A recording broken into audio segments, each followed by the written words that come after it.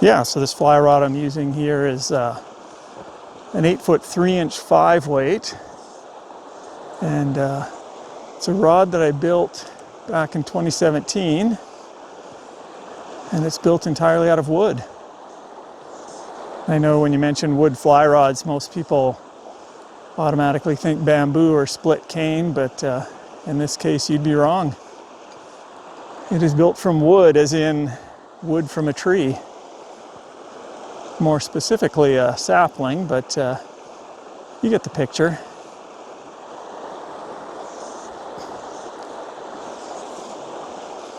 Let's get my cast right in tight there. That big fish showed, but he didn't get it. A little bit of a refusal there. My interest in building wood fly rods actually began with a question. What was fly fishing like before you could just go out and buy a fly rod? Before bamboo rods were even a thing?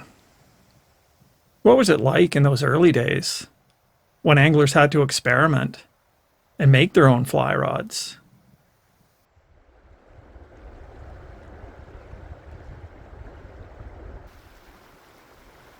As I dug deeper into the history of fly fishing, I started to imagine what it must have been like for those early pioneers of fly fishing as they experimented with different materials and different construction methods.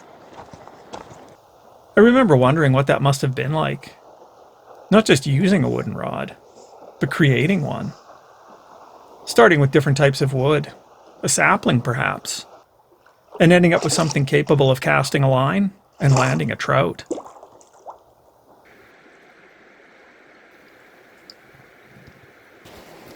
At some point I stopped wondering what that experience might have been like and decided to find out for myself. I wasn't trying to recreate history. I wasn't trying to prove that wood rods were somehow better than graphite, or even bamboo. I simply wanted to get a sense of what those early anglers must have felt and experienced as they moved from fishing with a stick to casting a fly with a handcrafted rod. So I found what I thought was a suitable sapling and started sanding. No instruction manual, no how-to videos, just my own intuition. The first rod caught a few fish, and then it broke. The next one lasted a little longer before it finally gave in to the repeated strain of casting. That pattern repeated itself several times over the years. Every rod that failed gave me insights into how to make the next one a little better. Eventually I developed a process that produced a rod I could truly trust on the water. A rod that felt good in the hand. A rod that put the fly where I wanted it. And a rod capable of landing a respectable trout. Even now, building one of these rods takes well over a year. But most of that time isn't spent building at all. It's spent waiting. Waiting for the wood to dry. Waiting for it to cure and season. To become something different than what it was when it was growing in the forest.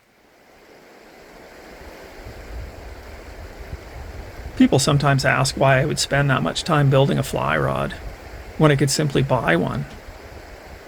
The truth is, it was never about building a better rod. Modern graphite rods are lighter, stronger, and much more efficient. That's what I fish with most of the time. But for me, the reward comes from building something with my own hands, and then taking it out onto the trout stream to see what it can do. There's something satisfying about catching a fish on a rod that began as a living tree. It's difficult to explain. The fish are the same, the river's the same, but somehow the experience feels different. Maybe it's because the rod feels like it belongs here, like a part of nature. Maybe it's because of that sense of connection I get to those early pioneers of fly fishing, like a bridge to the past. Or maybe it's simply the quiet satisfaction that comes from using something you created yourself. Whatever the reason, every now and then I find myself reaching for one of these rods instead of graphite. Not because I expect to catch more fish, but because the experience feels a little richer. Whoop, there's a little fish. Not a big one, but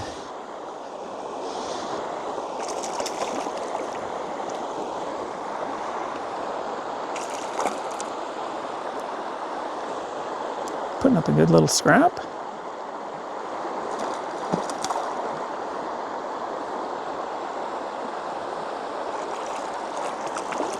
Now let's get this guy released here.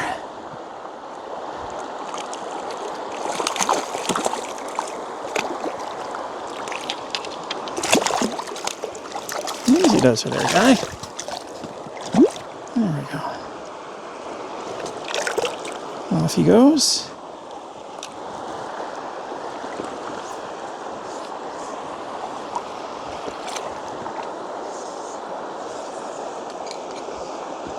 See if we can get a bigger one.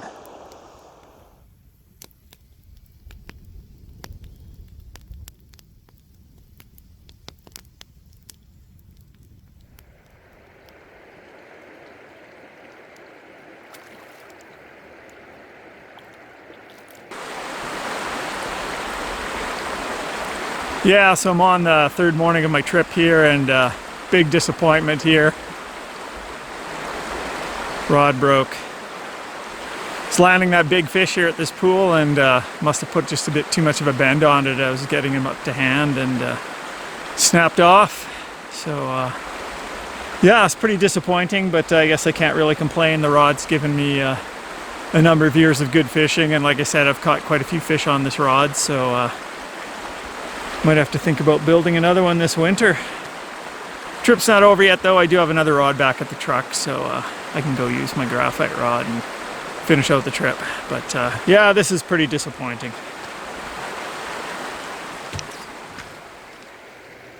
After nearly 9 years of fishing with this rod and catching countless fish on it, it had become more than just another piece of equipment. I felt as comfortable taking it out on the river as any other graphite rod I own. But when I look back at the footage, I realized something. The rod didn't actually fail. I simply pushed the bend radius a little too far while landing the fish. It had already proven itself hundreds of times before that moment. And looking back, I don't think its value was measured in how long the rod lasted. It was measured by the experiences it gave me while it was here.